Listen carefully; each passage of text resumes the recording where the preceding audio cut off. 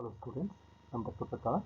I welcome you all for the presentation on cost management subject of 6th semester BCom.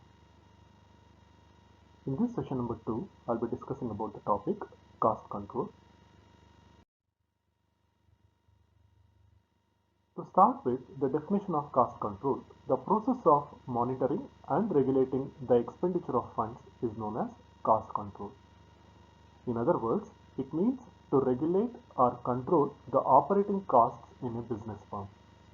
So ಯಾವುದೇ ಒಂದು ಸಂಸ್ಥೆ ಅವರು ಮಾಡ್ತಾ ಇರ್ತಕ್ಕಂಥ ವೆಚ್ಚ ಏನಿದೆ ಅದರ ಮೇಲೆ ಅವರೊಂದು ಕಣ್ಣಿಟ್ಟಿರಬೇಕಾಗತ್ತೆ ಮತ್ತು ಎಲ್ಲೆಲ್ಲಿ ಆ ವೆಚ್ಚ ಜಾಸ್ತಿ ಆಗ್ತಾ ಇರುತ್ತೆ ಅಥವಾ ಅವರ ಕೈಮೀರಿ ಹೋಗ್ತಾ ಇರುತ್ತೆ ಅದನ್ನು ಅವರು ನಿಯಂತ್ರಣ ಮಾಡಬೇಕಾದಂಥ ಒಂದು ಅವಶ್ಯಕತೆ ಅವರಿಗೆ ಖಂಡಿತವಾಗ್ಲೂ ಇರುತ್ತೆ. ಸೊ ಈ ನಿಟ್ಟಿನಲ್ಲಿ ಆ ಒಂದು ವೆಚ್ಚವನ್ನು ನಿಯಂತ್ರಣ ಮಾಡುವಂತಹ ಒಂದು ಪ್ರಕ್ರಿಯೆ ಏನಿದೆ ಅದನ್ನು ಇಲ್ಲಿ ವೆಚ್ಚ ನಿಯಂತ್ರಣ ಅಂತ ಹೇಳಿ ಕರೀತಾರೆ. Now let's move on to the features of cost control. So firstly, the cost control process involves setting the targets and standards, ascertaining the actual performance, comparing the actual performance with standards, investigating the variances and taking corrective action. So ಮೊದಲಿಗೆ ಈ ವೆಚ್ಚ ನಿಯಂತ್ರಣ ಮಾಡಬೇಕು ಅನ್ನುವಂಥ ಒಂದು ಪ್ರಕ್ರಿಯೆಯಲ್ಲಿ ಮೊದಲಿಗೆ ಅವರು ಗುರಿ ಅಥವಾ ಒಂದು ಗುಣಮಟ್ಟವನ್ನು ಅಥವಾ ಒಂದು ಮಟ್ಟವನ್ನು ಅವರು ನಿರ್ಧಾರ ಮಾಡ್ಕೋಬೇಕಾಗಿ ಬರುತ್ತೆ. ಅದಾದ ನಂತರ then they have to ascertain the actual performance. So ವಾಸ್ತವದಲ್ಲಿ ಏನು ಕಾರ್ಯಕ್ಷಮತೆ ಆಗಿದೆ ಅದನ್ನು ಅವರು ಕಂಡುಹಿಡ್ಕೋಬೇಕಾಗಿ ಬರುತ್ತೆ. And then they have to compare the actual performance with the standard. So ವಾಸ್ತವದಲ್ಲಿ ಏನು ಕಾರ್ಯಕ್ಷಮತೆ ಇದೆ ಅದನ್ನು ಅವರು ಒಂದು ಮಟ್ಟವನ್ನು ಏನು ಅವರು ನಿರ್ಧಾರ ಮಾಡಿರ್ತಾರೆ ಅದರ ಜೊತೆಗೆ ಹೊಂದಾಣಿಕೆ ಅಥವಾ ಕಂಪ್ಯಾರಿಸನ್ ಹೋಲಿಕೆಯನ್ನು ಮಾಡ್ಕೋಬೇಕಾಗಿ ಬರುತ್ತೆ. Then they have to investigating the variances and taking corrective action. So ಅದಾದ ನಂತರ ಅವರು ಏನಾದರೂ ವ್ಯತ್ಯಾಸಗಳು ಉಂಟಾಗಿದ್ರೆ ಅಂದರೆ ಅವ್ರು ಏನು ಒಂದು ಮಟ್ಟವನ್ನು ನಿರ್ಧಾರ ಮಾಡಿರ್ತಾರೆ ಅದರ ಜೊತೆಗೆ ವಾಸ್ತವದಲ್ಲಿ ಏನು ಕಾರ್ಯಕ್ಷಮತೆ ಆಗಿದೆ ಅದರ ಜೊತೆಗೆ ಅವರು ಅದನ್ನು ಹೋಲಿಕೆ ಮಾಡ್ತಾರೆ. ಹೋಲಿಕೆ ಮಾಡಿ ವ್ಯತ್ಯಾಸಗಳು ಏನಾಗಿದೆ ಆ ವ್ಯತ್ಯಾಸವನ್ನು ಇಲ್ಲಿ ವೇರಿಯನ್ಸಸ್ ಅಂತ ಹೇಳಿ ಕರೀತಾರೆ. ಸೊ ವ್ಯತ್ಯಾಸಗಳು ಏನಾದರೂ ನೆಗೆಟಿವ್ ಆಗಿದ್ರೆ ಸೊ ಅವಾಗ ಅದನ್ನೇ ಯಾವ ರೀತಿಯಲ್ಲಿ ಅವರು ನಿಯಂತ್ರಣವನ್ನು ಮಾಡಬೇಕು ಅನ್ನೋದ್ರ ಬಗ್ಗೆ ಕ್ರಮ ತೆಗೆದುಕೊಳ್ತಾರೆ. So this method is applicable to items such as material, labour and overheads. So ಉದಾಹರಣೆಗೆ ಕೊಡಬೇಕಂತ ಹೇಳಿದ್ರೆ ಯಾವುದೋ ಒಂದು ಮ್ಯಾನುಫ್ಯಾಕ್ಚರಿಂಗ್ ಯೂನಿಟ್ನಲ್ಲಿ ಅವ್ರು ಏನೋ ಒಂದು ವಸ್ತುವನ್ನು ಉತ್ಪಾದನೆ ಮಾಡ್ತಿರ್ತಾರೆ, ಅದಕ್ಕೆ ಅವರು ಮೆಟೀರಿಯಲ್ನ ಒಂದು 2000 ಟನ್ ಬೇಕು ಅಂತ ಹೇಳಿ ಸೊ ಒಂದು ಸ್ಟ್ಯಾಂಡರ್ಡ್ ಸೆಟ್ ಮಾಡಿರ್ತಾರೆ.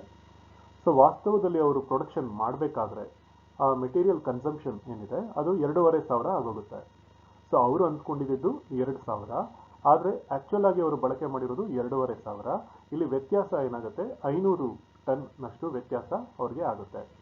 ಸೊ ಈ ರೀತಿ 500 ಟನ್ ವ್ಯತ್ಯಾಸ ಆದಂಥ ಸಂದರ್ಭದಲ್ಲಿ ಆ ಒಂದು ಆರ್ಗನೈಸೇಷನ್ ಅವರು ಆ 500 ಟನ್ನ ಯಾವ ರೀತಿಯಲ್ಲಿ ಕೊಂಡ್ಕೋಬೇಕು, ಹೇಗೆ ಅದನ್ನು ಅರೇಂಜ್ಮೆಂಟ್ ಮಾಡಬೇಕು, ಇದೆಲ್ಲದ್ರ ಬಗ್ಗೆ ಕೂಡ ಅವರು ಅಲ್ಲಿ ನಿರ್ಧಾರಗಳನ್ನು ತೆಗೆದುಕೊಳ್ಬೇಕಾದಂಥ ಸಂದರ್ಭ ಬರುತ್ತೆ.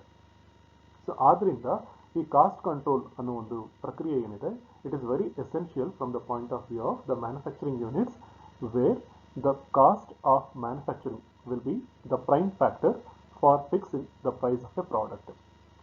ಸೊ ಇಲ್ಲಿ ಆಗಲೇ ಹೇಳಿದಾಗೆ ಆ 2000 ಟನ್ ಮೆಟೀರಿಯಲ್ ಅಂತ ಏನು ಅವರು ಮೊದಲಿಗೆ ಫಿಕ್ಸ್ ಮಾಡ್ಕೊಂಡಿರ್ತಾರೆ ಅದನ್ನು ಸ್ಟ್ಯಾಂಡರ್ಡ್ಸ್ ಅಂತ ಹೇಳಿ ಕರೀತಾರೆ. 2500 ಟನ್ ಏನು ಬಳಕೆ ಆಗಿರುತ್ತೆ ಅದನ್ನು ಆ್ಯಕ್ಚುಯಲ್ ಪರ್ಫಾರ್ಮೆನ್ಸ್ ಅಂತ ಹೇಳಿ ಕರೀತಾರೆ. ಆ ವ್ಯತ್ಯಾಸ ಏನು 2000 ಮತ್ತು 2500ಕ್ಕೆ ವ್ಯತ್ಯಾಸ ಏನು 500 ಟನ್ ಆಗಿರುತ್ತೆ ಅದನ್ನು ವೇರಿಯನ್ಸ್ ಅಂತ ಹೇಳಿ ಕರೀತಾರೆ. ಆ ವೇರಿಯನ್ಸ್ ನೆಗೆಟಿವ್ ಆದರೂ ಆಗಿರ್ಬೋದು, ಪಾಸಿಟಿವ್ ಆದರೂ ಆಗಿರ್ಬೋದು.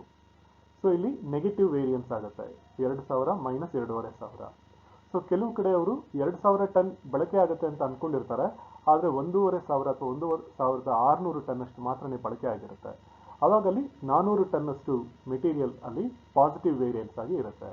ಸೊ ಪಾಸಿಟಿವ್ ವೇರಿಯನ್ಸ್ ಆಗಿದ್ರೆ ಅದು ಒಂದು ಸಂಸ್ಥೆಗೆ ಒಂದು ಒಳ್ಳೆಯ ಒಂದು ಲಕ್ಷಣ ಅಂತ ಹೇಳ್ಬೋದು. ಅದೇ ಅವ್ರಿಗೆ ನೆಗೆಟಿವ್ ವೇರಿಯನ್ಸ್ ಬಂತು ಅಂತ ಹೇಳಿದ್ರೆ ಆ ಸಂದರ್ಭಗಳಲ್ಲಿ ಆ ಒಂದು ಸಂಸ್ಥೆ ಅದನ್ನು ಯಾವ ರೀತಿಯಲ್ಲಿ ಕಡಿಮೆ ಮಾಡ್ಕೋಬೇಕು ಅನ್ನೋದ್ರ ಬಗ್ಗೆ ತೀರ್ಮಾನ ಮಾಡಬೇಕಾಗಿ ಬರುತ್ತೆ. Then second feature of cost control is it aims at achieving the standard. As I already said, the standards will be fixed first and then it will be compared with the actual. So in order to achieve that standard, whatever measures that the company has to take will be taken by the organization to meet their standard. Then thirdly, it is a preventive function. Preventive function ಅಂತ ಹೇಳುತ್ತೆ ಇಲ್ಲಿ ಈ ಒಂದು ಸಂಸ್ಥೆನಲ್ಲಿ ಈ cost control ಅನ್ನೋದೇನಿದೆ ಇದು ಮೊದಲಿಗೆ ಆಗುವಂತ ಒಂದು ಪ್ರಕ್ರಿಯೆ ಇದು ಆಗಿರುತ್ತೆ. ಸೊ ಮೊದಲಿಗೆ ಅಂತ ಹೇಳಿದ್ರೆ ಇಲ್ಲಿ ಎರಡು ಪ್ರಕ್ರಿಯೆಗಳು ಬರುತ್ತೆ, ಒಂದು ಕಾಸ್ಟ್ ಕಂಟ್ರೋಲ್, ಇನ್ನೊಂದು cost reduction. So cost control ಅವರು ಮೊದಲಿಗೆ ಒಂದು ನಿರ್ಧಾರ ಮಾಡ್ತಕ್ಕಂಥ ಒಂದು ಪ್ರಕ್ರಿಯೆ ಆಗಿರುತ್ತೆ, ವೆರಾಸ್ ಕಾಸ್ಟ್ ರಿಡಕ್ಷನ್ ನಂತರದಲ್ಲಿ ಬರುವಂತಹ ಒಂದು ಪ್ರಕ್ರಿಯೆ ಆಗಿರುತ್ತೆ. ಅಂದ್ರೆ ಕಾಸ್ಟ್ ಕಂಟ್ರೋಲ್ ಮಾಡಕ್ ಆಗದೇ ಇರತಕ್ಕಂಥ ಸಂದರ್ಭದಲ್ಲಿ then they will go for the reduction of the cost. Then in cost control, costs are optimized before they are incurred. ಅಂದ್ರೆ ವೆಚ್ಚವನ್ನು ಅವರು ಭರಿಸುವ ಮೊದಲೇ ಅದನ್ನ ಅತ್ಯುತ್ತಮವಾಗಿರ್ತಕ್ಕಂಥ ಒಂದು ಪ್ರಕ್ರಿಯೆ ಇದು ಆಗಿರುತ್ತೆ. It is generally applicable to items which have standards. As already said, it is applicable to items such as material, labor and overheads. It contains guidelines and directive management such as how to do a particular thing. So ಇದಕ್ಕೆ ಯಾವ್ಯಾವ ಒಂದು material ಆಗಿರ್ಬೋದು, labour ಆಗಿರ್ಬೋದು ಅಥವಾ over heads ಆಗಿರ್ಬೋದು ಅದನ್ನ ಯಾವ ರೀತಿಯಲ್ಲಿ ಮ್ಯಾನೇಜ್ ಮಾಡಬೇಕು ಅನ್ನೋದ್ರ ಬಗ್ಗೆ ಮೊದಲೇ ಒಂದು ಮಾರ್ಗದರ್ಶನ ಪ್ರಕ್ರಿಯೆ ಅದನ್ನ ಅವರು ಮಾಡ್ಕೊಂಡಿರ್ತಾರೆ.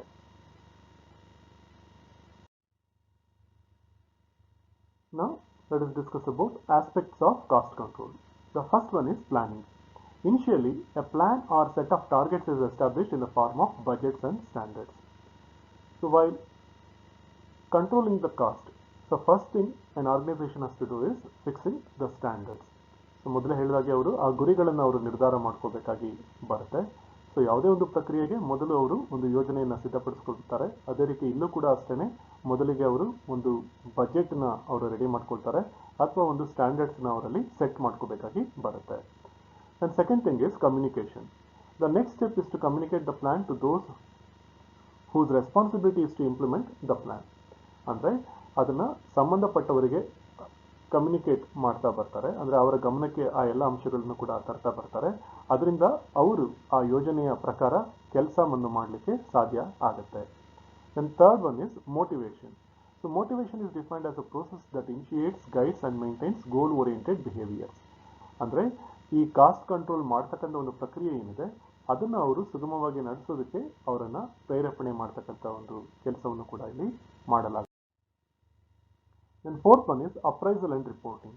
So comparison has to be made with the predetermined targets and actual performance. Deficiencies are noted and discussion is started to overcome deficiencies. ಇಲ್ಲಿ ಅಪ್ರೈಸಲ್ ಯಾವ ರೀತಿ ಮಾಡ್ತಾರೆ ಅಂತ ಹೇಳಿದ್ರೆ, ಆ ಟಾರ್ಗೆಟ್ಸ್ ಅವರು ಗುರಿಗಳನ್ನು ಏನು ನಿರ್ಧಾರ ಮಾಡಿರ್ತಾರೆ ಅದನ್ನ ವಾಸ್ತವವಾಗಿ ಏನು ಅಲ್ಲಿ ಕಾರ್ಯಕ್ಷಮತೆ ಆಗಿದೆ ಅದರ ಜೊತೆಗೆ ಅವರು ಹೋಲಿಕೆಯನ್ನು ಮಾಡ್ತಾರೆ. ಅದರಲ್ಲಿ ವ್ಯತ್ಯಾಸಗಳನ್ನ ಅದನ್ನ ನೋಟ್ ಮಾಡಿಕೊಂಡು ಅದ್ರ ಬಗ್ಗೆ ಚರ್ಚೆಯನ್ನ ಮಾಡಿ ಆ ವ್ಯತ್ಯಾಸಗಳು ಏನಾಗಿದೆ ಅದನ್ನ ಕಡಿಮೆ ಮಾಡಲಿಕ್ಕೆ ಏನೇನು ಕ್ರಮಗಳನ್ನು ತೆಗೆದುಕೊಳ್ಬೇಕು ಅನ್ನೋದ್ರ ಬಗ್ಗೆ ವರದಿಯನ್ನು ಅವರು ನೀಡ್ತಾ ಬರ್ತಾರೆ. The next one is decision making. Finally, corrective actions and remedial measures are taken or the set of targets are revised depending upon the administration's understanding of the problem. ಅದಾದ ನಂತರ ಅಂತಿಮವಾಗಿ ಅದನ್ನ ಒಂದು ನಿರ್ಧಾರವನ್ನ ಮಾಡ್ತಾರೆ. ಇವುಗಳನ್ನ ನಿಯಂತ್ರಣ ಮಾಡಲಿಕ್ಕೆ, ವೆಚ್ಚ ನಿಯಂತ್ರಣ ಮಾಡಲಿಕ್ಕೆ ಕೈಗೊಳ್ಳಬೇಕಾದಂತಹ ಕ್ರಮಗಳು ಏನು ಅಥವಾ ಪರಿಹಾರಗಳು ಏನು ಅಂತ ಹೇಳಿ ಅದನ್ನ ತೆಗೆದುಕೊಳ್ಳಲಾಗುತ್ತೆ. The main areas of cost control are, as already said, material, labor, overheads, sales and energy. Now let's move on to the advantages of cost control. It helps the firm to improve its profitability and competitiveness. ಅಂದ್ರೆ ಒಂದು ಸಂಸ್ಥೆ ತಮ್ಮ ಲಾಭವನ್ನ ಹೆಚ್ಚಿಸಿಕೊಳ್ಳೋದಕ್ಕೆ ಇದು ಸಹಕಾರ ಮಾಡುತ್ತೆ. ಹಾಗೆಯೇ ಒಂದು ಸ್ಪರ್ಧಾತ್ಮಕ ಮನೋಭಾವವನ್ನು ಅವರಲ್ಲಿ ಉಂಟು ಮಾಡೋದಕ್ಕೂ ಕೂಡ ಇದು ಸಹಾಯ ಮಾಡುತ್ತೆ ಅಂತ ಹೇಳಿ ಹೇಳ್ಬೋದು. And secondly, it helps the firm in reducing its cost and thus reduce its prices. So ಈ ಒಂದು ವೆಚ್ಚ ನಿಯಂತ್ರಣ ಪ್ರಕ್ರಿಯೆ ಏನಿದೆ ಇದರಿಂದ ಆ ಒಂದು ಸಂಸ್ಥೆಯ ವೆಚ್ಚ ಕಡಿಮೆ ಆಗುತ್ತೆ. ಆ ವೆಚ್ಚ ಕಡಿಮೆ ಆಯಿತು ಅಂತ ಹೇಳಿದ್ರೆ ಅದು ಬೆಲೆಗಳು ಅಂದ್ರೆ ಅಂತಿಮವಾದ ಬೆಲೆ ಏನಿದೆ ಅದನ್ನ ಕೂಡ ಕಡಿಮೆ ಮಾಡಲಿಕ್ಕೆ ಇದು ಸಹಕಾಯ ಆಗುತ್ತೆ. It is indispensable for achieving greater productivity. So ಯಾವುದೋ ಒಂದು ಸಂಸ್ಥೆ ಅವರಲ್ಲಿ ಒಂದು ಪ್ರೊಡಕ್ಟಿವಿಟಿನ ಇಂಪ್ರೂವ್ ಮಾಡ್ಕೋಬೇಕು ಅಂತ ಹೇಳಿದ್ರೆ ಅವಾಗ ಕೂಡ ಈ ಒಂದು ಕಾಸ್ಟ್ ಕಂಟ್ರೋಲ್ ಅನ್ನೋದು ಸಹಾಯ ಮಾಡುತ್ತೆ ಅಂತ ಹೇಳಿ ಹೇಳ್ಬೋದು. If the price of the product is stable and reasonable, it can maintain higher sales and thus employment of workers. So ಬೆಲೆಗಳು ಮಾರುಕಟ್ಟೆಯಲ್ಲಿ ಒಂದು ಸ್ಥಿರತೆಯನ್ನು ಕಾಯ್ದುಕೊಂಡ್ರೆ ಆ ಒಂದು ಸಂದರ್ಭದಲ್ಲಿ ಮಾರಾಟವನ್ನು ಹೆಚ್ಚಳ ಮಾಡೋದಕ್ಕೆ ಕೂಡ ಸಹಕಾರ ಆಗುತ್ತೆ. ಹಾಗೆಯೇ ಅದರಿಂದ ಉದ್ಯೋಗಗಳನ್ನು ಕೂಡ ಹೆಚ್ಚಳ ಮಾಡ್ಕೊಳ್ಳೋದಕ್ಕೆ ಸಾಧ್ಯ ಆಗುತ್ತೆ. Now let's see the disadvantages of cost control. The first one is it reduces the flexibility and process improvement in a company. So when the company tries to control the cost, it will reduce the flexibility and also it will restrict the company to take the improvement of the business activities of the concern. ಅಂದರೆ ಒಂದು ಕಂಪನಿಯವರು ಈ ವೆಚ್ಚ ನಿಯಂತ್ರಣ ಮಾಡ್ತಕ್ಕಂಥ ಪ್ರಕ್ರಿಯೆಗೆ ಕೈ ಹಾಕಿದ ಸಂದರ್ಭದಲ್ಲಿ ಅದು ಆ ಕಂಪನಿಯ ಒಂದು ನಮ್ಯತೆಯನ್ನು ಕಡಿಮೆ ಮಾಡುತ್ತೆ. ಹಾಗೆಯೇ ಆ ಒಂದು ಪ್ರಕ್ರಿಯೆಗಳಲ್ಲಿ ಏನು ಬೆಳವಣಿಗೆಯನ್ನು ಸಾಧಿಸಬೇಕಾಗಿರುತ್ತೆ ಅದನ್ನು ಕೂಡ ಅದು ಕಡಿಮೆ ಮಾಡಿಬಿಡುತ್ತೆ ಅಂತ ಹೇಳ್ತಾರೆ. Then secondly it will restrict the innovations. So ಯಾವುದೇ ಒಂದು ಕಂಪನಿ ಅವರು when the company decides to control the cost, they will not take the innovative actions or innovative measures so as to control the cost. ಅಂದರೆ ಒಂದು ಸಂಸ್ಥೆಯವರು ಅವರು ಏನು ಒಂದು innovation ಮಾಡಬೇಕಾಗಿರ್ತದೆ, ಅಂದರೆ ಹೊಸ ಹೊಸ ನಾವೀನ್ಯತೆಯನ್ನು ತರಬೇಕಾಗಿರುತ್ತೆ, ಅದನ್ನು ತರೋದಕ್ಕೆ ಅವರು ಮುಂದಾಗೋದಿಲ್ಲ. ಯಾಕಂದರೆ ಅವರ ಗಮನ ಕೇವಲ ಆ ವೆಚ್ಚಗಳನ್ನು ನಿಯಂತ್ರಣ ಮಾಡೋದ್ರ ಕಡೆ ಮಾತ್ರನೇ ಇರುತ್ತೆ ಹೊರತು ಬೇರೆ ಕಡೆಗೆ ಇರೋದಿಲ್ಲ. And thirdly, requirement of skillful personnel to set standards. So in order to set the standards, it needs the efficiency of the people who are involved in that particular process. ಅಂದರೆ ಒಂದು ಸಂಸ್ಥೆಯಲ್ಲಿ ಅವರು ಒಂದು ಮಟ್ಟವನ್ನು ನಿರ್ಧಾರ ಮಾಡಬೇಕು ಅಂತ ಹೇಳಿದ್ರೆ ಅಥವಾ ಒಂದು ಸ್ಟ್ಯಾಂಡರ್ಡ್ ಫಿಕ್ಸ್ ಮಾಡಬೇಕು ಅಂತ ಹೇಳಿದ್ರೆ ಅವರಿಗೆ ಒಂದು ಸ್ಕಿಲ್ಫುಲ್ ಲೇಬರ್ ಅವಶ್ಯಕತೆ ಇರುತ್ತೆ. ಸೊ ಆ ರೀತಿ ಅವರಿಗೆ ಕೌಶಲ್ಯ ಇರತಕ್ಕಂಥ ಒಂದು ಸಿಬ್ಬಂದಿ ಅವರಲ್ಲಿ ಇಲ್ಲ ಅಂತ ಹೇಳಿದ್ರೆ ಆವಾಗ ಕೂಡ ಅವರು ಆ ನಿರ್ದಿಷ್ಟವಾದಂತಹ ಒಂದು ಮಟ್ಟ ಏನಿದೆ ಅದನ್ನು ಅವರು ನಿರ್ಧಾರ ಮಾಡೋದಕ್ಕೆ ಎಡವಬಹುದು ಅಥವಾ ಎಡವುವಂಥ ಸಾಧ್ಯತೆಗಳು ಹೆಚ್ಚಾಗಿ ಇರುತ್ತೆ ಅಂತ ಹೇಳ್ಬೋದು. Now let's see the factors hampering cost control in India. ಅಂದರೆ ಈ ವೆಚ್ಚ ನಿಯಂತ್ರಣ ಮಾಡುವ ಒಂದು ಪ್ರಕ್ರಿಯೆಗೆ ಅಡೆತಡೆಗಳು ಏನಿದೆ ಅನ್ನೋತಕ್ಕಂಥ ಅಂಶಗಳನ್ನು ನಾವು ಇಲ್ಲಿ ನೋಡ್ತಾ ಹೋಗೋಣ. The first one is cost of raw materials and other intermediate products is high. So ಭಾರತದಲ್ಲಿ ಹೆಚ್ಚಾಗಿ ಈ ಕಚ್ಚಾ ಸಾಮಗ್ರಿಗಳ ವೆಚ್ಚ ಏನಿದೆ ಹಾಗೆಯೇ ಇತರೆ ಉತ್ಪನ್ನಗಳ ವೆಚ್ಚ ಏನಿದೆ ಅದು ತುಂಬ ಅತ್ಯಧಿಕವಾಗಿರ್ತಕ್ಕಂಥದ್ದು ನಾವು ಕಾಣ್ತಾ ಬರ್ತೀವಿ. High foreign commodity prices, particularly oil. So ಇಲ್ಲಿ ಆಯಿಲ್ ಅಂತಹ ಒಂದು ಉತ್ಪನ್ನಗಳ ಬೆಲೆ ಏನಿದೆ ಇದು ಅಧಿಕವಾಗಿ ಇದೆ ಅಂತ ನಾವು ಹೇಳ್ಬೋದು when compared to other nations. Then power shortages and underutilization of capacity.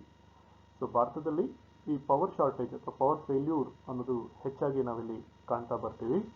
ಅಂದರೆ ಸಾಮರ್ಥ್ಯದ ಕೊರತೆ ಅಂತಲೂ ಕೂಡ ಇಲ್ಲಿ ಹೇಳ್ಬೋದು. And under utilisation of capacity. So ಒಂದು ಸಂಸ್ಥೆ 100% ಕೆಲಸ ಮಾಡಲಿಕ್ಕೆ ಸಾಧ್ಯತೆ ಇದ್ರೂ ಕೂಡ ಆ 100% ವರ್ಕ್ ಮಾಡೋದಕ್ಕೆ ಅವರಿಗೆ ಸಾಧ್ಯ ಆಗೋದಿಲ್ಲ because of various factors like so power failure ಆದಂಥ ಸಂದರ್ಭದಲ್ಲಿ ಅವರು ಉತ್ಪಾದನೆಯನ್ನು ಸ್ಥಗಿತ ಮಾಡತಕ್ಕಂಥ ಒಂದು ಸಂದರ್ಭಗಳು ಕೂಡ ಬರುತ್ತೆ. ಸೊ ಆದ್ದರಿಂದ ಅವರಲ್ಲಿ ಸೊ ಸಾಮರ್ಥ್ಯ ಇದ್ದರೂ ಕೂಡ ಅದಕ್ಕೆ ತಕ್ಕಂತೆ ಕೆಲಸ ಮಾಡೋದಕ್ಕೆ ಇಲ್ಲಿ ಸಾಧ್ಯ ಆಗೋದಿಲ್ಲ. The delay in the issue of licences. So ಭಾರತದಲ್ಲಿ ಈ ಲೈಸೆನ್ಸ್ ಕೊಡುವಂಥ ಪ್ರಕ್ರಿಯೆ ಏನಿದೆ ಅದು ಕೂಡ ಬಹಳ ನಿಧಾನ ಗತಿಯಲ್ಲಿ ಸಾಗುತ್ತೆ. ಅದು ಕೂಡ ಒಂದು ಸಂಸ್ಥೆಗೆ ಒಂದು ಹೊಡೆತ ನೀಡತಕ್ಕಂಥ ಸಾಧ್ಯತೆಗಳು ಇರುತ್ತೆ. Then high rates of taxes tend to rise the overall cost of production in India. So ಭಾರತದಲ್ಲಿ ತೆರಿಗೆಗಳು ಕೂಡ ಜಾಸ್ತಿ ಇದೆ. ಆದ್ದರಿಂದ ಈ ತೆರಿಗೆಗಳು ಹೆಚ್ಚಾದಂತೆ ಅದರಿಂದ ಉತ್ಪಾದನೆಯ ವೆಚ್ಚ ಏನಿದೆ ಅದು ಕೂಡ ಹೆಚ್ಚಾಗ್ತಾ ಹೋಗುತ್ತೆ ಅನ್ನೋದನ್ನು ಕೂಡ ನಾವಿಲ್ಲಿ ಕಾಣಬಹುದು. Now let us see some examples of general techniques used by the companies to cut the costs that are available now. The first one is using the Skype to make domestic and international phone calls. So ಮೊದಲೆಲ್ಲ ನಾವೇನು ನೋಡ್ತಾ ಇದ್ವಿ, so ISD calls ಮಾಡಬೇಕು ಅಂತ ಹೇಳಿದ್ರೆ ಅದರ ಕಾಲ್ rate ತುಂಬ ಹೆಚ್ಚಾಗಿ ಇರ್ತಾ ಇತ್ತು. ಸೊ ಈಗ ನಮ್ಮಲ್ಲಿ ಹಲವಾರು ತಂತ್ರಜ್ಞಾನಗಳು ಇಲ್ಲಿ ಸಿಗ್ತಾ ಇದೆ. ಉದಾಹರಣೆಗೆ ಸ್ಕೈಪ್ನಂಥ ಒಂದು ತಂತ್ರಜ್ಞಾನ ಇದೆ. ಇದರಿಂದ ಅವರು ಡೊಮೆಸ್ಟಿಕ್ ಕಾಲ್ಸ್ ಆಗಿರ್ಬೋದು ಅಥವಾ ಇಂಟರ್ನ್ಯಾಷನಲ್ ಕಾಲ್ಸ್ ಆಗಿರ್ಬೋದು ಅದನ್ನು ಅವರದರಲ್ಲಿ ಉಚಿತವಾಗಿ ಮಾಡಲಿಕ್ಕೆ ಅನುಕೂಲ ಇರುತ್ತೆ. And second one is establish presence on social media sites such as Facebook and Twitter instead of news paper, magazine, mail. So ನಾವು ಒಂದು ದಿನಪತ್ರಿಕೆಗಳಲ್ಲಿ ಅಥವಾ ಮ್ಯಾಗಝಿನ್ಗಳಲ್ಲಿ ಒಂದು ಅಡ್ವರ್ಟೈಸ್ಮೆಂಟ್ ಕೊಡಬೇಕು ಅಂತ ಹೇಳಿದ್ರೆ ಅದರ ವೆಚ್ಚ ಏನಿದೆ ತುಂಬ ಹೆಚ್ಚಾಗಿ ಇರುತ್ತೆ. ಸೊ ಆದ್ದರಿಂದ ಆ ವೆಚ್ಚವನ್ನು ಕಡಿಮೆ ಮಾಡ್ಕೊಳ್ಳೋದಕ್ಕೋಸ್ಕರ ಈ ಸಾಮಾಜಿಕ ಮಾಧ್ಯಮಗಳು ಏನಿದೆ ಅಂದರೆ ಫೇಸ್ಬುಕ್ ಆಗಿರ್ಬೋದು, ಟ್ವಿಟರ್ ಆಗಿರ್ಬೋದು ಅಥವಾ ಇತರೆ ಮಾಧ್ಯಮಗಳು ಏನಿದೆ ಅದನ್ನು ಬಳಕೆ ಮಾಡಿಕೊಂಡು ಅವರು ಅಡ್ವರ್ಟೈಸ್ಮೆಂಟ್ಸ್ನ ಮಾಡ್ತಕ್ಕಂಥದ್ದು, ಆ ಪ್ರಾಡಕ್ಟ್ ಬಗ್ಗೆ ಡೀಟೇಲ್ಸ್ನ ಕೊಡ್ತಕ್ಕಂಥದ್ದು, ಇದೆಲ್ಲವನ್ನು ಕೂಡ ಮಾಡೋದ್ರ ಮುಖಾಂತರ ವೆಚ್ಚವನ್ನು ತಗ್ಗಿಸಿಕೊಳ್ಳುವಂಥ ಒಂದು ಸಾಧ್ಯತೆ ಅವರಲ್ಲಿ ಇರುತ್ತೆ. And third one, use electronic communication, cut down on print and paper communication. So ಹೆಚ್ಚಾಗಿ ಎಲೆಕ್ಟ್ರಾನಿಕ್ ಮಾಧ್ಯಮಗಳನ್ನು ಅವರು ಬಳಸ್ಕೊಳ್ಳೋ ಮುಖಾಂತರ ಅವರು ಈ ಪ್ರಿಂಟಿಂಗ್ ಕಾಸ್ಟ್ ಏನಿದೆ ಅದನ್ನು ಕಡಿಮೆ ಮಾಡ್ಕೋಬಹುದು. ಹಾಗೆಯೇ ಪೇಪರ್ ಕಮ್ಯುನಿಕೇಷನ್ ಕಾಸ್ಟ್ ಏನಿದೆ ಅದನ್ನು ಕೂಡ ಅವರಲ್ಲಿ ಕಡಿಮೆ ಮಾಡ್ಕೊಳ್ಳೋದಕ್ಕೆ ಸಾಧ್ಯತೆ ಇರುತ್ತೆ.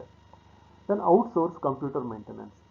So if you outsource the computer maintenance to a private organisation, then they will maintain the computers either annually or to monthly or quarterly or half yearly.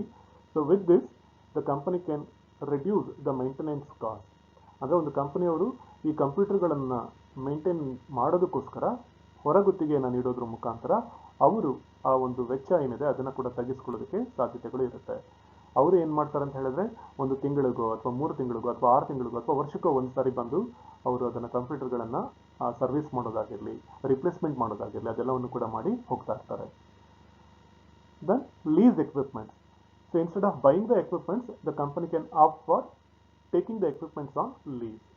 ಅಂದರೆ ಅವರು ಅದನ್ನು ಈ ಒಂದು ಲೀಸ್ ಬೇಸಿಸ್ ಮೇಲೆ ಎಕ್ವಿಪ್ಮೆಂಟ್ಸ್ನ ಪರ್ಚೇಸ್ ಮಾಡೋದ್ರ ಮುಖಾಂತರ, ಅಂದರೆ ಅದನ್ನು ಕೊಂಡ್ಕೊಳ್ಳೋದ್ರ ಮುಖಾಂತರ ಅವರು ಆ ಒಂದು ಪರ್ಚೇಸ್ ಕಾಸ್ಟ್ ಏನಿದೆ ಅದನ್ನು ತಗ್ಗಿಸ್ಕೊಳ್ಳೋದಕ್ಕೆ ಕೂಡ ಇಲ್ಲಿ ಸಾಧ್ಯ ಇರುತ್ತೆ.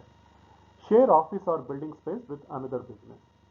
ಸೊ ಆ ಆಫೀಸ್ನ ಒಂದು ಬಿಲ್ಡಿಂಗ್ ಅಥವಾ ಏನು ಸ್ಥಳಾವಕಾಶ ಇರುತ್ತೆ ಅದನ್ನು ಇನ್ನೊಂದು ವ್ಯವಹಾರ ಅಥವಾ ವ್ಯವಹಾರದವರ ಜೊತೆಗೆ ಹಂಚ್ಕೊಳ್ಳೋದ್ರ ಮುಖಾಂತರ ವೆಚ್ಚವನ್ನು ತಗ್ಗಿಸ್ಕೊಳ್ಳೋದಕ್ಕೆ ಸಾಧ್ಯ ಇರುತ್ತೆ. Now let us discuss about the techniques of cost control. So the techniques that are used to control the costs are budgetary control, standard costing, inventory control, ratio analysis, variance analysis or standard costing. So here budgetary control ಮತ್ತು standard costing ಇದೆರಡನ್ನು ಕೂಡ ನಾವು ಈ ಸೆಮಿಸ್ಟರ್ನಲ್ಲಿ ನೀವು ಓದ್ತಾ ಹೋಗ್ತೀರಾ. Inventory control ಇದು ಆಲ್ರೆಡಿ ನೀವು ಲಾಸ್ಟ್ ಸೆಮಿಸ್ಟರ್ನಲ್ಲಿ ಅಥವಾ ಅದ್ರ ಪ್ರೀವಿಯಸ್ ಸೆಮಿಸ್ಟರ್ನಲ್ಲಿ ಕಾಸ್ಟ್ ಅಕೌಂಟಿಂಗ್ನಲ್ಲಿ ಓದಿರ್ತೀರಾ. ರೇಷಿಯೋ ಅನಾಲಿಸಿಸ್ ಇದನ್ನು ನೀವು ಮ್ಯಾನೇಜ್ಮೆಂಟ್ ಅಕೌಂಟಿಂಗ್ ಸಬ್ಜೆಕ್ಟ್ನಲ್ಲಿ ಈ ಸೆಮಿಸ್ಟರ್ನಲ್ಲಿ ಓದ್ತಾ ಹೋಗ್ತೀರಾ. Then variance analysis. ಸೊ ಇದೆಲ್ಲವನ್ನು ಕೂಡ ಇಷ್ಟು ಟೆಕ್ನಿಕ್ಸ್ಗಳನ್ನ ಕೂಡ ಇಲ್ಲಿ ಕಾಸ್ಟ್ ಕಂಟ್ರೋಲ್ ಮೆಷರ್ಸ್ ಇದರಲ್ಲಿ ಅವರು ನಾವು ನೋಡ್ತಾ ಬರ್ಬೋದು. So here we have ratio analysis. A ratio is defined as an arithmetical, quantitative, numerical relationship between two numbers. Ratio analysis is a very important and age-old technique of financial analysis. So it's a tool used by individuals to conduct a quantitative analysis of information in a company's financial statements. So company financial statements ಏನಿದೆ like balance sheet ಅಥವಾ profit and loss account, ಇದನ್ನು ಸುಲಭವಾಗಿ ಎಲ್ಲರಿಗೂ ಅರ್ಥ ಆಗೋ ರೀತಿಯಲ್ಲಿ ನಾವು communicate ಮಾಡುವಂಥ ಒಂದು ವ್ಯವಸ್ಥೆ ಏನಿದೆ ಅದನ್ನು ಈ ರೇಷಿಯೋಗಳ ಮುಖಾಂತರ ಮಾಡ್ಬೋದು. So it establishes the relationship between the two numbers. ಅಂದರೆ ಒಂದು ಸಂಸ್ಥೆಯ ಎರಡು ಅಂಶಗಳು ಏನಿರುತ್ತೆ like current assets, current liabilities, so ಇವುಗಳ ಮಧ್ಯೆ ಒಂದು ರಿಲೇಷನ್ಶಿಪ್ನ ಅವರು ಎಸ್ಟಾಬ್ಲಿಷ್ ಮಾಡ್ತಾರೆ. So that relationship is called as the ratio. So there is a ratio called as current ratio which establishes the relationship between current assets to current liabilities of a company. So like this, the company can use the many such ratios to evaluate the performance of the company. Now let's see the features of ratio analysis. It is mainly used as an external standard, that is for comparing the performance with other organizations in the industry. ಅಂದರೆ ಒಂದು ಕಂಪನಿಯ ಒಂದು ಕಾರ್ಯಕ್ಷಮತೆ ಏನಿದೆ ಅದನ್ನು ಇನ್ನೊಂದು ಕಂಪನಿಯ ಕಾರ್ಯಕ್ಷಮತೆ ಜೊತೆಗೆ ಹೋಲಿಕೆ ಮಾಡೋದಕ್ಕೆ ಈ ಒಂದು ಟೂಲ್ ಏನಿದೆ ಅದನ್ನು ಯೂಸ್ ಮಾಡ್ತಾರೆ.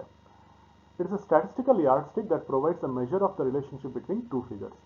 ಸೊ ಯಾವುದೇ ಒಂದು ಸಂಸ್ಥೆಯ ಎರಡು ಅಂಶಗಳ ಮಧ್ಯೆ ಅವುಗಳ ಹೋಲಿಕೆಯನ್ನು ಮಾಡೋದಕ್ಕೆ ಅಥವಾ ಅದನ್ನು ಅಳತೆ ಮಾಡಲಿಕ್ಕೆ ಇರತಕ್ಕಂಥ ಒಂದು ಅಳತೆಗೋಲು ಅಂತ ಇದನ್ನು ಹೇಳ್ಬೋದು. It may be expressed in percentage terms as a proportion or as a rate. So ಈ ರೇಷಿಯೋ ಏನಿದೆ ಇದನ್ನು ನಾವು ಪರ್ಸೆಂಟೇಜ್ಗಳಲ್ಲಿ ಎಕ್ಸ್ಪ್ರೆಸ್ ಮಾಡ್ಬೋದು ಅಥವಾ ಪ್ರಪೋರ್ಷನ್ ರೂಪದಲ್ಲಿ ಎಕ್ಸ್ಪ್ರೆಸ್ ಮಾಡ್ಬೋದು ಅಥವಾ ರೇಟ್ ಅಂತ ಹೇಳಿ ಅದನ್ನು ಕೂಡ ಎಕ್ಸ್ಪ್ರೆಸ್ ಮಾಡ್ಬೋದು. Some of the most commonly used ratios for cost comparisons are as follows: sales to total assets, production costs to cost of sales, administration costs to cost of sales, sales to inventory. The next one is variance analysis. Variance is defined as the difference between the expected amount and the actual amount of cost or revenues. So it is the investigation of the difference between actual and planned behavior. For example, if you budget for sales to be 10,000 and the actual sales are 8,000, then the variance analysis yields a difference of rupees 2,000. So ಆಗಲೇ ಹೇಳಿದಾಗೆ variance ಅಂತ ಹೇಳಿದ್ರೆ ಈ ವ್ಯತ್ಯಾಸಗಳು ಏನಿರುತ್ತೆ ಇದು ಆ standard ಮತ್ತು ಆಕ್ಚುಯಲ್ಗಳ ಮಧ್ಯೆ ಇರತಕ್ಕಂಥ ವ್ಯತ್ಯಾಸ ಆಗಿರುತ್ತೆ. ಸೊ ಒಂದು ಕಂಪನಿಯವರು ಅದರ ಮಾರಾಟವನ್ನು 10,000 ಅಂತ ಹೇಳಿ ನಿಗದಿ ಮಾಡಿರ್ತಾರೆ, ಆದರೆ ವಾಸ್ತವದಲ್ಲಿ ಆ ಮಾರಾಟ ಬರೀ 8,000 ಮಾತ್ರ ಆಗಿದ್ರೆ ಅದರಲ್ಲಿ ಇರತಕ್ಕಂಥ ವ್ಯತ್ಯಾಸ ಏನಿದೆ ಅದು 2,000 ಅಂತ ಹೇಳಿ ಕರೀತಾರೆ. ಆ 2,000 ಏನಿದೆ ಅದನ್ನು ಅವರು ಆ ವೇರಿಯನ್ಸ್ ಅಂತ ಹೇಳಿ ಟ್ರೀಟ್ ಮಾಡ್ತಾರೆ. Then they will try to reduce such variances. Now let's see the causes for variances. If variance exists, their causes have to be determined for taking the corrective actions. So there are many causes for variations which are listed below. Changes in productivity can alter the cost levels. Changes in product design will alter the cost levels. Investments in new capital and replacement of old equipments can have immediate effects on both operating cost and overhead cost. Changes in hours of working time will have its influence on costs. ಅಂದರೆ ಈ ವ್ಯತ್ಯಾಸಗಳು ಆಗೋದಕ್ಕೆ ಕಾರಣಗಳು ಏನೇನು ಇರಬಹುದು ಅಂತ ಹೇಳಿದ್ರೆ, so ಉತ್ಪಾದನೆಯನ್ನು ಹೆಚ್ಚಳ ಮಾಡಿದಾಗ ಅಥವಾ ಅದನ್ನು ಆಲ್ಟರ್ ಮಾಡಿದಂಥ ಸಂದರ್ಭದಲ್ಲಿ ಉತ್ಪಾದನಾ ವೆಚ್ಚ ಏನಿದೆ ಅದು ವ್ಯತ್ಯಾಸಗಳಾಗ್ತಾ ಹೋಗುತ್ತೆ. ಹಾಗೆ ಆ ಒಂದು ಉತ್ಪನ್ನದ ರಚನೆ ಏನಿದೆ ಅದನ್ನು ಕೂಡ ಬದಲಾವಣೆ ಮಾಡಿದಂಥ ಸಂದರ್ಭದಲ್ಲಿ ಈ ವೆಚ್ಚಗಳು ಬದಲಾಗ್ತಾ ಹೋಗುತ್ತೆ. ಹಾಗೆಯೇ ಹಳೆಯ ಎಕ್ವಿಪ್ಮೆಂಟ್ಗಳನ್ನು ಹೊಸದಕ್ಕೆ ನಾವು ರಿಪ್ಲೇಸ್ ಮಾಡ್ತಕ್ಕಂಥ ಸಂದರ್ಭದಲ್ಲಿ ಆವಾಗ ಕೂಡ ಈ ಉತ್ಪಾದನಾ ವೆಚ್ಚ ಏನಿದೆ ಅದು ಹೆಚ್ಚಳ ಆಗ್ತಾ ಹೋಗುತ್ತೆ. ಮತ್ತು ಕೆಲಸ ಮಾಡ್ತಕ್ಕಂಥ ಸಮಯ ಏನಿದೆ ಅದರಲ್ಲಿ ವ್ಯತ್ಯಾಸ ಆದಾಗಲೂ ಕೂಡ ಈ ವೇರಿಯನ್ಸ್ ಅನ್ನೋದು ನಮಗಿಲ್ಲಿ ಗೊತ್ತಾಗ್ತಾ ಹೋಗುತ್ತೆ. So with this I will conclude this presentation. Thank you.